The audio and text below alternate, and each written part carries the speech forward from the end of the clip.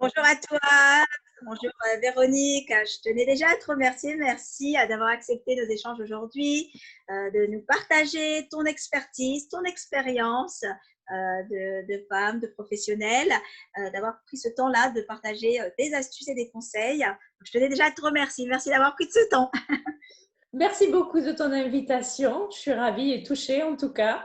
Merci. Alors, merci et puis bonjour à tous. Alors aujourd'hui, pour ceux qui ne te connaissent pas, parce qu'il y en a pas mal qui ne te connaissent pas, donc est-ce que tu peux te présenter en quelques mots, sachant que tu as différentes casquettes et c'est ce qui m'avait plu dans ton profil. Donc peux-tu nous dire qui tu es en quelques mots, s'il te plaît, te présenter? Alors, oui, en quelques mots, je vais essayer. Donc, Véronique Piusso, moi, je vis en Suisse. Je suis thérapeute en Suisse. Et puis, j'accompagne en fait les femmes motivées, sensibles, qui aiment les défis, hein, et qui ont pu parfois se sentir décalées, à accueillir, assumer et aimer pleinement qui elles sont. Je les accompagne à retrouver des étoiles dans les yeux afin de passer d'une vie subie à une vie plutôt choisie. Ah, Ça, c'est vraiment quelque chose qui me tient à cœur. ouais, ouais. Surtout qu'on subit beaucoup, on fait des choses souvent à contre-cœur, donc c'est très important effectivement d'aider les personnes à vraiment aller faire ses propres choix de vie. C'est super intéressant. Bon, Tout à fait, d'oser. d'accord. Mais donc, en dehors de ça, tu es quand même psychopraticienne, tu es sexologue. Bah oui, et là, Voilà, ta alors petite, après mon chemin, disons que très jeune, j'ai été intéressée par la relation parent-enfant, par les relations et notamment en termes de relations parent-enfant. Et puis, aujourd'hui, j'ai plus de 25 ans de relations d'aide derrière moi. J'ai commencé par un parcours en tant qu'infirmière, je me suis spécialisée au bloc opératoire. Et puis pendant cette période-là, j'avais envie de défis, de nouveaux apprentissages. J'ai ouvert un cabinet en parallèle. J'ai ouvert un cabinet et puis je me suis formée et j'ai accompagné les futures mamans dans le cadre du massage prénatal. Donc j'ai accompagné ces futures mamans après j'ai complété ma formation par un certificat de praticienne en massage pour bébé. Donc j'ai donné des cours aux parents pour aussi, à travers le toucher, enrichir le lien parent-enfant. Et puis, je me suis aussi formée je suis devenue conseillère en portage pour bébé, portage en écharpe, oui, parce qu'effectivement, c'est aussi quelque chose contact, le lien. d'important au niveau du lien. Donc, pendant 15-16 ans, j'ai travaillé comme ça au cabinet. Et puis, à un moment donné, j'ai eu ce besoin de compléter ce rapport, cette connaissance de la relation et de l'être au niveau psychologique. Donc, en fait, je me suis engagée dans une formation de 5 ans en gestalt thérapie. La Ouais. gestalt thérapie, c'est la thérapie du lien, de la relation, de l'ici et maintenant. Et puis, en fait, c'est une thérapie qui est humaniste, hein, qui prend Oui, en considération tout l'être humain. Donc, pour moi, ça faisait vraiment un bon complément, hein, relier la tête et le corps. C'est un côté très apaisant et qui me semble essentiel, hein. ouais, tout à fait, tout à fait. À la suite de cette formation, j'ai accompagné pas mal de personnes qui étaient parfois dans des relations toxiques, hein. J'ai travaillé aussi sur cette thématique pendant les Ouais. 5 ans de formation. Et du coup, je trouvais fort intéressant, mais presque nécessaire d'étayer ma formation par une formation en thérapie conjugale positive. Et du coup, j'ai suivi la thérapie conjugale positive et la sexologie positive en parallèle. Je me suis formée Dans ce domaine-là, d'accord. Et qu'est-ce qui t'a dans poussé à t'intéresser en fait au thème du couple?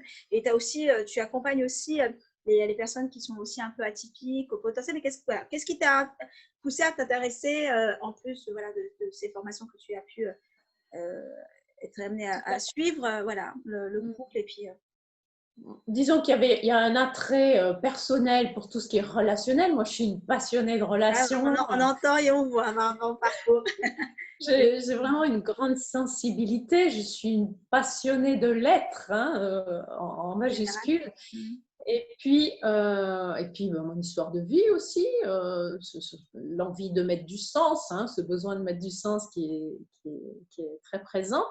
Et puis j'ai aussi eu un nouvel éclairage aussi à la suite, après ma formation en Gestalt thérapie, où en fait j'ai découvert que mon fonctionnement particulier, Ouais, euh, euh, assez atypique pour certains, ouais. j'ai découvert mon fonctionnement en tant que haut potentiel tardivement. Hein, j'avais 45 ans passés. D'accord. Ouais. Donc, voilà. Et en fait, ce qui s'est passé, c'est que donc, j'ai voulu approfondir aussi la question. J'ai suivi des séminaires et tout ça. Et j'ai souhaité mettre cette expérience à profit des personnes qui en auraient besoin. C'est-à-dire que moi, j'aurais bien aimé rencontrer quelqu'un qui puisse m'éclairer sur Ouais. certaines caractéristiques, certains points. Et donc, pour moi, c'est important d'avoir cet éclairage particulier, de tenir en compte de ces caractéristiques lors de mon accompagnement aussi, parce que j'ai beaucoup de personnes hypersensibles aussi. Ouais. Mm. C'est pas parce qu'elles sont hypersensibles qu'elles sont au potentiel, mais les C'est hauts les potentiels. atypies. Hein. Les Voilà, particularités. exactement. Ouais. Exactement. Et ça, ça me tient vraiment à cœur, quoi. Ouais, ouais, on l'entend. Donc, ton expérience de vie, ton parcours t'a amené à t'intéresser à ces deux thématiques, si j'ai bien compris. Hein. Voilà, c'est pas que de la théorie où je me suis dit, tiens, je vais aller faire ça. Ah, Il y a vraiment, c'est les tripes, quoi. Il y a ouais. vraiment quelque chose qui me pousse Ah, tiens, à cet accompagnement-là. puis en général, souvent, on met des liens et bah là, le fait que tu étais thérapeute pendant un certain temps, tu as bien vu, souvent, les gens que tu accompagnes, souvent, sont des gens qui ont des points communs et qui t'amènent en fait à t'y intéresser et à mettre du lien avec ta propre expérience de vie. C'est ça, on fait des bons, ça résonne, hein, et puis Ouais, les gens viennent pas chez nous par hasard finalement, hein, ou des fois ça peut sembler être du hasard, mais il y a quelque chose qui a fait que voilà, on va être attiré par telle ou telle personne, et puis on s'enrichit mutuellement, quoi, en fait. Hein. tout à fait. Aujourd'hui, je voulais qu'on parle vraiment du couple, de la typie, on va dire de façon générale, mais vraiment du couple, parce que tu as quand même accompagné pas mal de couples par rapport à ta pratique professionnelle. Quelles sont en général les caractéristiques qu'on voit de façon générale dans les. Parce que je pense que tu as, voilà, toutes les problématiques que tu as entendues de ces couples, que ce soit dans leurs différences ou que ce soit voilà, dans les problématiques qui sont communes à tous les couples. Qu'est-ce qu'on retrouve? Qu'est-ce que tu as pu, toi, constater des problématiques générales qu'on va retrouver souvent chez les couples? Alors, ce qu'on retrouve souvent, c'est aussi comme des petites erreurs, entre guillemets, c'est de croire que l'amour suffit. Que l'amour suffit Ouais, à être heureux en le couple. grand A, Ah, voilà. c'est ça. Et l'amour suffit, et puis ensuite, ben voilà, on n'a plus qu'à se laisser porter. Donc ça, c'est une erreur, une Croyance. méconnaissance. Hein.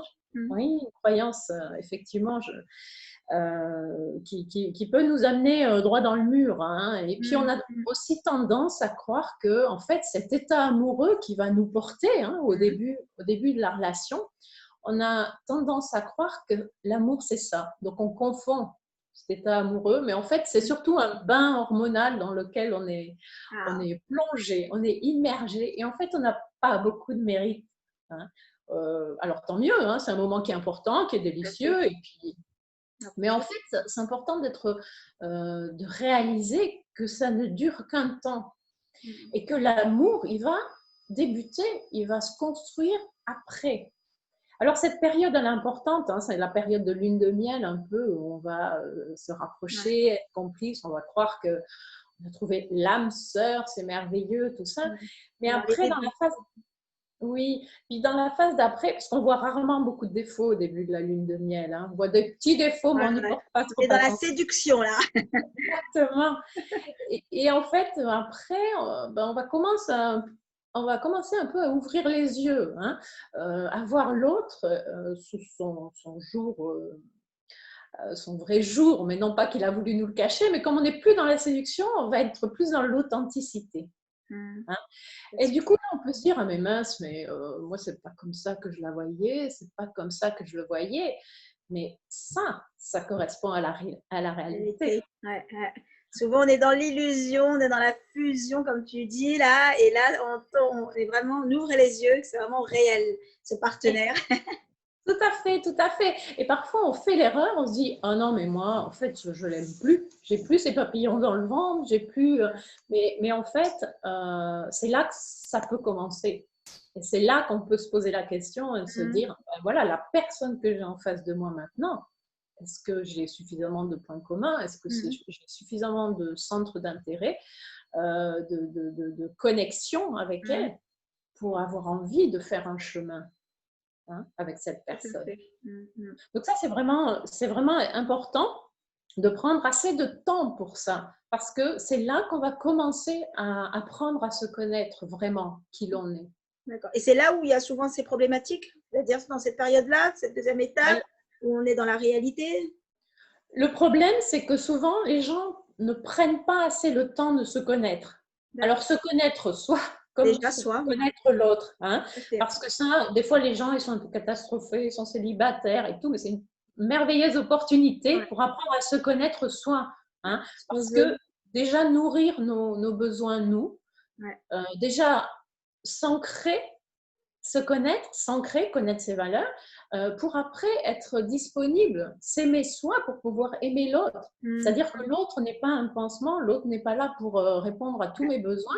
J'ai envie de dire, l'autre, c'est la cerise sur le gâteau. Et c'est souvent là, souvent c'est une des problématiques, effectivement, quand tu dis, c'est déjà s'occuper de soi, répondre à ses propres besoins et ne pas être, comme tu as dit, le pansement que l'autre va nous nourrir nos besoins, en fait. Oui, parce qu'on a l'impression que souvent on entend, moi je serais heureux quand j'aurais rencontré un ou une partenaire, et puis là je serais heureux. Mais je crois qu'on a d'abord à apprendre à être heureux, seul, à s'aimer. Comme disait un de mes formateurs, un couple heureux, c'est deux célibataires heureux. Il y a tout dit, c'est vrai, c'est vrai. Oui, c'est en tant qu'individu. Oui, c'est un socle. Être heureux seul, déjà, c'est un bon socle pour partir dans une relation saine, en fait. Donc, souvent. Et puis, oui, ce que je voulais juste dire, c'est que un des problèmes aussi qu'on rencontre souvent, c'est que quand on est dans le couple, on a dans des discussions, des échanges on est souvent dans la réaction. L'autre me dit quelque chose, ça vient toucher une blessure et tchac, je vais répondre. On est agressif. On attaque ou on se défend. Enfin voilà, et en fait, on n'est pas du tout dans l'accueil et dans l'écoute de l'autre. Donc, on a vraiment à travailler notre qualité de présence. Mais si on apprend à se connaître avant, on va peut-être sentir, on va observer que là, j'ai peut-être été touchée, il y a une blessure qui vient d'être avivée, mais j'observe et j'accueille. Ça veut dire qu'on a à développer notre intelligence émotionnelle aussi, au service de la relation. Les émotions, on les oublie beaucoup, effectivement. Oui. Donc, apprendre à être dans l'empathie, dans l'accueil de l'autre, de qui il est. Mais pour ça, il faut déjà que je sache moi m'accueillir avec mes zones sombres, mes zones lumineuses. D'où l'importance que tu as dit tout à l'heure, une des problématiques centrales qui est la connaissance de soi. C'est ça, voilà. Ça, c'est vraiment quelque chose de très important. Ouais.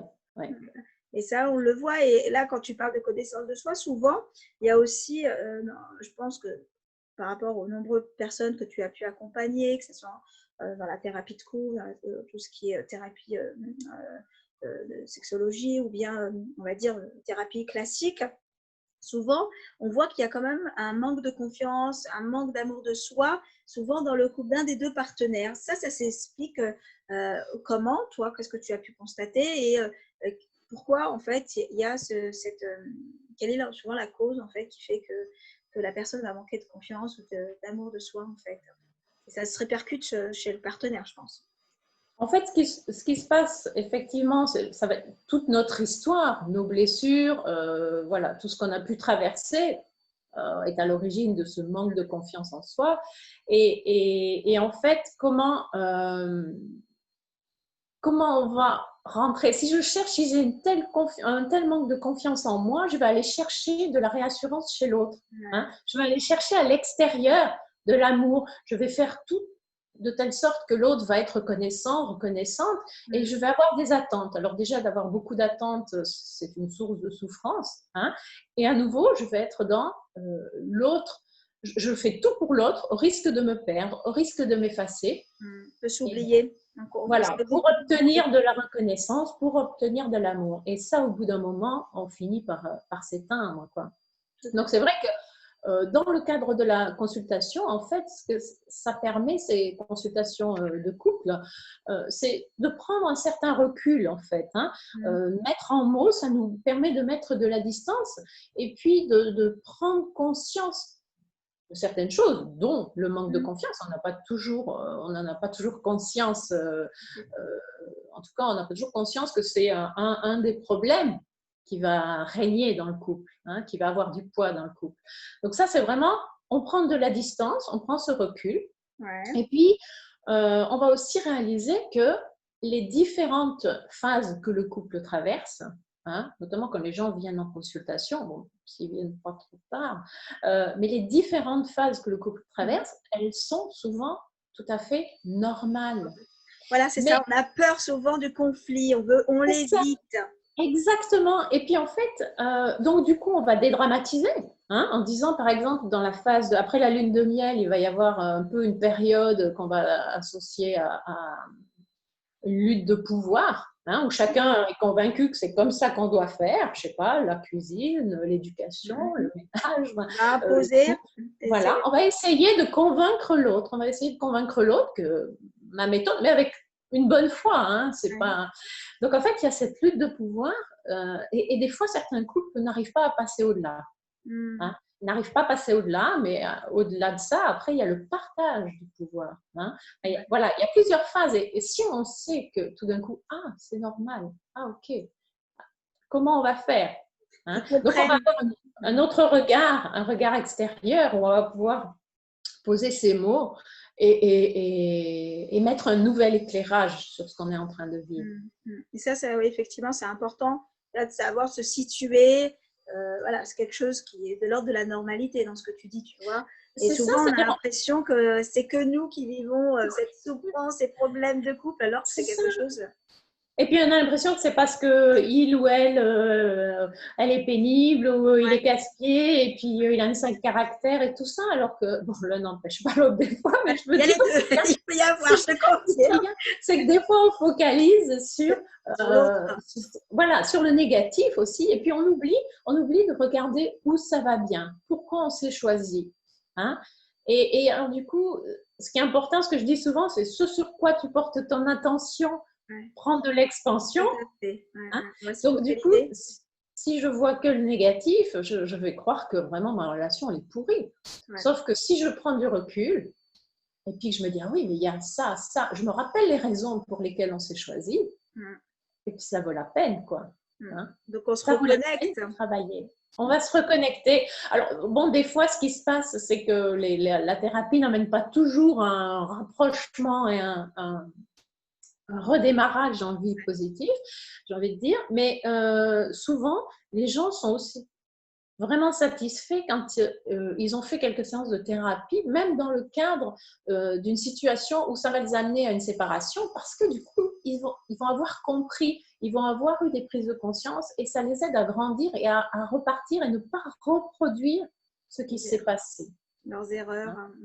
Donc vraiment, la consultation, c'est pas non plus…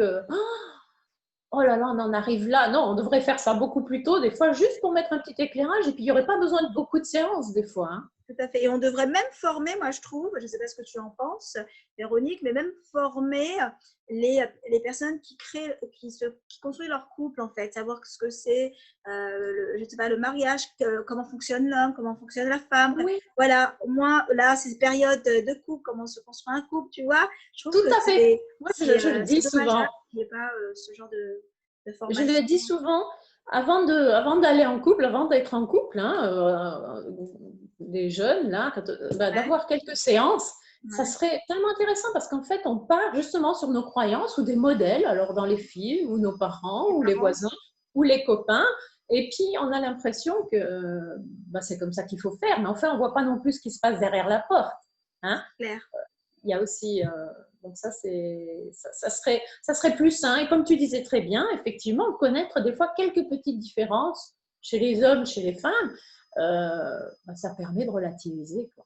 Et puis de ne pas trop se prendre au sérieux des fois pour des choses qui sont pas… Tout à l'heure, quand on parlait de confiance en soi, tu as un peu expliqué qu'est-ce qu'on peut faire en fait? Qu'est-ce qu'on peut faire pour regagner cet amour de soi? Donc là, tu as parlé de répondre à ses propres besoins. Est-ce qu'il y a d'autres choses qui pourraient aider dans le couple lorsque une des deux personnes manque d'amour, de confiance en soi et dans cette… Alors, ce qui est important, c'est déjà de prendre conscience que là, on a un travail personnel à faire, hein, de valoriser aussi toutes nos réussites, nos qualités, nos réussites, hein, les petites comme les grandes. Hein, c'est pas d'aller décrocher la lune, mais ce qu'on va faire, valoriser chacun de nos gestes, chacun de nos entreprises, vraiment avoir de la gratitude aussi. Hein. Ouais, c'est important. Dans la vie, ça nous rend un peu plus heureux aussi. Il y a des effets positifs, la gratitude. Hein. Complètement. Complètement. Et puis, justement, quand je parlais de la valorisation, par rapport au couple épanoui, ce qu'on voit, c'est que les couples épanouis alimentent un petit peu leur banque de l'amour. C'est comme si vous ouvriez un compte en banque, la banque de l'amour, et en fait, régulièrement, il faut faire des dépôts. Alors ça, on en fait beaucoup pendant la phase la lune de miel, mais après, on oublie. Ça s'estompe. Oui, ça s'estompe et des fois, on est dans le rouge. Hein. Alors, pour gagner du positif, il faut déjà revenir au zéro. Alors, si on est dans le rouge, on dit oui, mais enfin, ça fait 2 fois que j'ai descendu la poubelle, elle m'a pas… oui, mais enfin, il faut revenir là. C'est pas parce que… Oui, on doit rééquilibrer, mais surtout, on dit qu'il faut, dans le couple, au moins 5 fois plus de compliments que de reproches. Hein. Donc, il y a du travail, 5. On est beaucoup dans le négatif, être humain, donc 5. Dans les entreprises, on dit 3, mais dans le couple, hein, il faut 5. Donc, c'est important vraiment de valoriser, d'observer, d'avoir des mots positifs, observer les mots qu'on utilise, être reconnaissant vis-à-vis de l'autre. Alors, effectivement, des fois, on va dire oui, mais enfin bon, c'est normal. Mais c'est normal, on a tous besoin d'être reconnus, valorisés. Ça fait partie d'un besoin en plus. Ça fait du bien aussi. Hein. Donc, essayons de nous mettre un peu à la place de l'autre. Hein. Un merci de temps en temps aussi, c'est important. Enfin, voilà, tout un tas de petits détails qui font la différence. Donc, c'est quand même la question que je voulais te poser juste après, qui rejoint un peu ce que tu es en train de dire, c'est qu'est-ce qui va être en fait prioritaire dans un couple pour être épanoui. Donc là, tu as parlé effectivement de ces petites choses positives, ces petits mots, cette attention, on va dire, positive. Mais est-ce qu'il y a autre chose qui pourrait, en tant que parent, voilà, parce que souvent, lorsqu'on est parent, tu as remarqué que souvent, on va être beaucoup axé sur le couple parental et on va un peu laisser de côté le couple conjugale, tu vois, la relation de couple. Donc, qu'est-ce qui va être prioritaire pour nous, parents, pour équilibrer tout ça, en fait? Tout à fait. Comme tu viens de dire, on laisse tomber parfois le couple conjugal et c'est important de garder à l'esprit notre responsabilité dans notre bonheur, dans la relation. Comment on va nourrir la relation? Hein? Parce que y a toi, moi, et puis effectivement souvent les enfants, et puis le boulot aussi, hein, la vie. Mais cette relation-là entre nous, qu'est-ce que je fais pour la nourrir? Hein, parce que souvent, on va prendre des décisions. Ah bah oui, ça c'est bon, ça me fait du bien.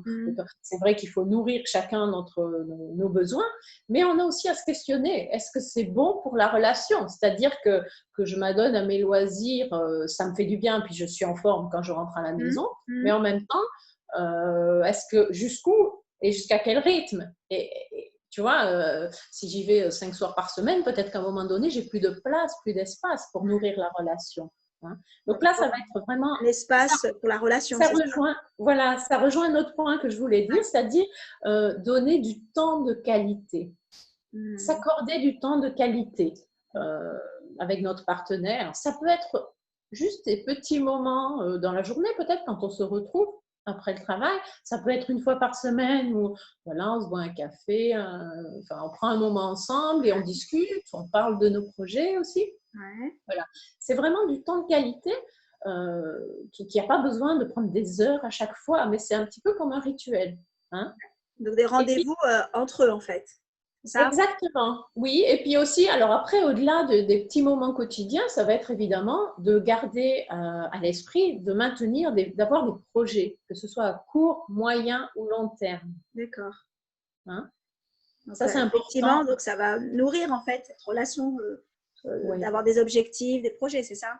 C'est ça, et ça rejoint ce que je te disais au début en disant que Ouais, l'amour ne suffit pas. On a à c'est clair. Il n'y a entretenir. pas que les émotions, il y a aussi du concret là.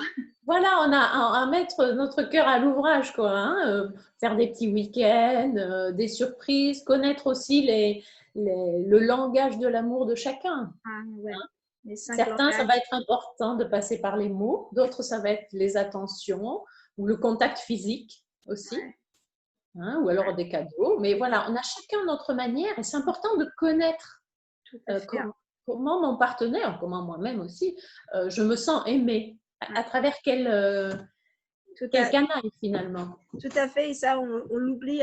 C'est très important ce que tu le soulignes. C'est que souvent, on pense que l'autre a le même langage. Donc, on va attendre que l'autre fasse pareil. On va être frustré. On va être dans cette incompréhension alors que l'autre ne fonctionne pas comme nous, en fait. C'est déjà partir Exactement. par cette connaissance que chacun est différent. Et donc, cette attention va être différente, comme tu l'évoques là. Justement, et c'est cette différence qui nous rend, qui fait la richesse dans la relation en général et dans le couple aussi. Et ça, on a tendance à l'oublier des fois. Hein. Tout à Donc, fait. vraiment, l'accueil de notre singularité, hein, est Ouais, important. Se rappeler pourquoi on s'est choisi, ouais. hein, pourquoi Vous êtes on a ensemble. décidé de faire ce chemin-là. Ouais, Hein, et puis, remémorer que l'autre, c'est pas mon clone. c'est Et c'est clair. aussi d'où l'intérêt d'avoir une communication saine et efficace. D'accord. Donc, la communication va être importante aussi pour être ce couple épanoui. Hein. Elle est essentielle. Alors, des fois, il y en a qui disent, ah ben oui, oui, mais on communique. Oui, enfin, on communique, c'est pas juste pour dire passe-moi le sel, ou alors j'ai pris rendez-vous pour mettre les pneus Voilà. d'hiver à la voiture. Ou emmène les enfants et tout, et alors qu'ils C'est communiquent pas du ça. tout. C'est ça À un leur moment, communication. ouais. À un moment donné, comment je vais livrer de moi, de l'intime, hein, comment je vais m'exprimer, exprimer Ouais, mes besoins, exprimer où j'en suis, exprimer mes questionnements. ouais, ouais, ouais. Et c'est Voilà, vraiment cette communication, bah, en fait, et c'est ce qui va créer le lien, en fait. Plus on va être dans la communication, comme tu dis, et souvent on l'oublie, alors que c'est la base, je pense. oui, C'est vraiment la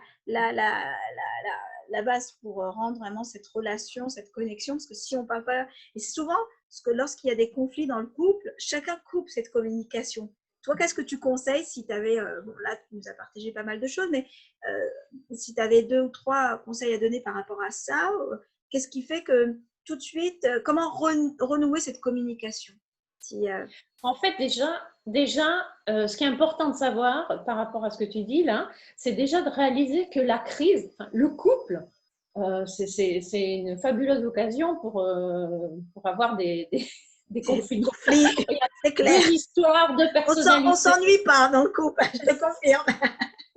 Donc voilà, donc en fait, c'est normal la crise. Et souvent on en a peur, on va l'éviter, ou Ouais, chacun part dans sa caverne, hein, et tout ça, alors que c'est une magnifique opportunité de croissance.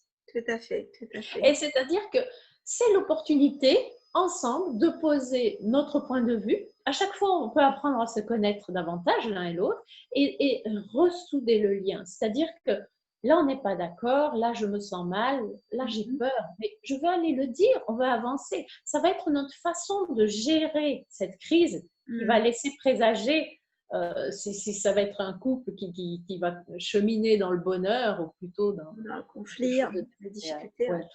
Donc, c'est vraiment se rappeler que la crise est facteur de croissance. C'est Donc, vraiment une oui, occasion de grandir et une occasion de construire ensemble. Et justement, le deuxième conseil que j'allais dire, c'est qu'en fait, on a à créer notre propre couple, notre propre modèle. On n'a ouais, pas à se greffer sur le modèle des uns ou des autres, parce que je n'ai pas forcément les mêmes valeurs que ma voisine, ouais, ou que ma c'est vrai. sœur, ou que mon frère. Ouais, c'est vrai. On compare beaucoup. Oh, elle s'entend bien avec son mari. Oh, lui, Oui, regarde sa femme, elle est comme ça. Et souvent, on est beaucoup dans la comparaison. mais oui, mais Effectivement. l'important, c'est on est chacun différent. Et puis le couple qu'on forme est différent de celui du voisin. On n'a pas les mêmes envies, on n'a pas les mêmes besoins. On est des êtres Si, différents, tout simplement. c'est ça, Tu on vois? est des individus. Ouais. Hein. Donc c'est vraiment apprendre à construire ensemble par rapport à nos valeurs, d'où l'importance de se connaître aussi, Ouais, connaître de ses travailler besoins ça, ouais. et puis ses valeurs, hein, ça c'est important, Mm. et bien communiquer. Oui, La communiquer. communication. Et se souvenir qu'effectivement, mon partenaire, c'est aussi un invité particulier, privilégié dans ma vie. Je Ah, l'ai choisi, ouais, ça c'est autre chose, hein, ça. et le problème, c'est que souvent, on le traite d'une façon qu'on n'oserait pas traiter notre meilleur ami. C'est vrai, c'est vrai. Ouais. On a Donc ça, tendance à c'est être plus agressif et puis être pas respectueux, comme si on le faisait avec. c'est ça. On se permet des choses qu'on ne se permettrait pas avec notre meilleur ami, quoi. Ça, c'est Mm. vraiment important. Ouais. Donc c'est tout revoir en fait cette relation par les conseils que tu nous évoques pour vraiment être dans cette relation vraiment épanouie en fait de couple. Et le dernier, genre, même si tu as partagé pas mal de choses aujourd'hui, mais pour conclure, merci encore. Hein, qu'est-ce qui va aider le couple à retrouver un équilibre au quotidien? Parce qu'au quotidien, tu vois, on a nos enfants, on a le travail, comme tu as dit, notre vie. Voilà, la vie familiale qui fait que souvent on est dans cette course effrénée. Des fois, on a du mal, on s'oublie, comme tu as dit, ou on donne tout pour l'autre. Comment faire pour équilibrer cette vie de famille et cette gestion des enfants, mais vie professionnelle et cette vie de couple? Pour toi, quel serait peut-être un conseil ou deux à donner sur ça par rapport à ce que tu as pu observer? Hein? Je crois que l'importance, ça rejoint ce qu'on a dit tout à l'heure par rapport au fait de prendre soin de ses besoins, même au sein du couple. Hein. Être en couple, ça ne veut pas dire renoncer à qui je suis, perdre ma liberté, tout ça. Ça veut dire que un peu, le couple, ben, ça va être le respect de différentes sphères, un peu comme les pieds d'une table, comme les quatre pieds d'une table. C'est-à-dire que je vais avoir la sphère professionnelle où je peux me réaliser pleinement, là, où je peux, où j'ai, enfin, si c'est mon désir, hein, la sphère privée, avec mes amis, mes relations, tout ça, la sphère parentale en tant que parent et la sphère en tant que partenaire. Et en fait, on a à nourrir pleinement chacune de ces sphères. Forcément, si j'en coupe une, si je la supprime, eh ben, ça va être un petit peu plus bancal. Ma table va avoir un petit peu de mal à tenir. C'est clair. Donc, nourrir tous les pieds, en fait, de cette table. Oui, cette image, je crois qu'elle est très bien. Elle est très bien schématisée.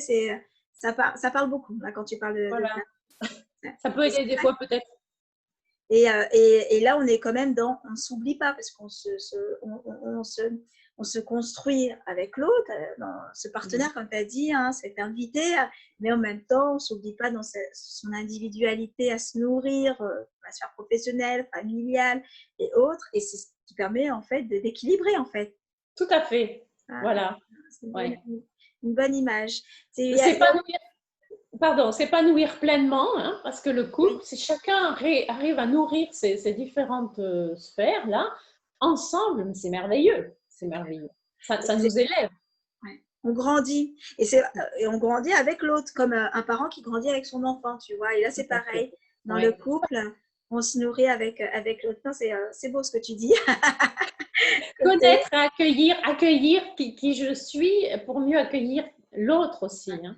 C'est important pour ne pas s'oublier et puis se nourrir en fait l'un de l'autre. Et ça, Et, c'est quelque chose d'important. et puis montrer l'exemple aux enfants, justement. Hein. Ouais. La Hein, figure parce qu'en fait, du couple. Ouais. c'est ça. Si je montre aux enfants que la vie de couple, c'est se résigner, renoncer à tous ses besoins et tous ses plaisirs, les enfants modélisent. Hein. Voilà, ils vont aussi se construire là-dessus. Tout à fait, tout à fait. Ça va être, on est leur repère en fait, on est leur référent. Donc, quel sera le modèle, on va dire, de couple qu'ils vont avoir programmé, vous voyez, tu vois, et qui vont reproduire. C'est pour ça que c'est important. Souvent, on l'oublie, et c'est très pertinent ce que tu dis, le fait de le rajouter comme dans le conseil. C'est voilà, qu'est-ce qu'on veut nourrir pour nos enfants dans cette image du couple. Oui, c'est Voilà, il n'y a important. pas de couple parfait, mais il y a quand même, voilà, on se nourrit. Parce que souvent, chacun de notre mieux. Hein. C'est clair, c'est clair. Quand on a quelques infos de plus, bah, ça peut aider. C'est clair, ouais. On en a besoin. D'où ce que tu nous as partagé aujourd'hui. Je te remercie. C'était super intéressant ce que tu nous as dit, même s'il y a plein de choses encore à dire. Cette thématique, on en pourrait, je pense, passer une journée à parler de tout ce qui se passe dans une famille, dans un couple. Je te remercie encore. Dis-nous, Véronique, où on peut te retrouver si on, voilà, être les actualités. Si on veut voilà, aussi te consulter, est-ce que tu as un site, sachant que de toute façon, je vais mettre les choses juste en bas, mais dis-nous un peu voilà, où on peut te retrouver. Tout à fait. Alors, bon, moi, j'ai un site internet, alors c'est www.véroniquepiusso.ch. Oui. J'ai une page Facebook aussi, Véronique Piusso thérapeute. Ouais. Et puis, je viens d'ouvrir récemment un groupe, c'est Oui. AAA. C'est un groupe. Un groupe privé, accueillir, assumer et aimer qui je suis pour me libérer. On va le mettre tout ça, t'inquiète pas. C'est intéressant. Sinon, j'ai une chaîne YouTube aussi. Et puis, je suis aussi sur Instagram. Ok, donc on va retrouver. Et puis aussi, s'ils ont des questions, qu'ils n'hésitent pas voilà, ne pas hésiter. Je fais des consultations en ligne aussi, à distance, si jamais. C'est super, c'est super intéressant. Ce que voilà. Merci encore, encore, je te remercie d'avoir pris ton temps et de nous partager tous ces conseils qu'on va essayer de mettre en pratique et en application. Ça vaut la peine. Être ce couple épanoui, puis voilà, de travailler sur soi et puis d'être bien tout simplement dans sa vie de tous les jours. Donc, je te remercie, je te souhaite une agréable journée. Merci encore pour tous ces conseils, Véronique. Et je te dis à bientôt et prends soin de toi. Merci encore. À bientôt, merci et bonne journée. Au revoir. Au revoir à tous.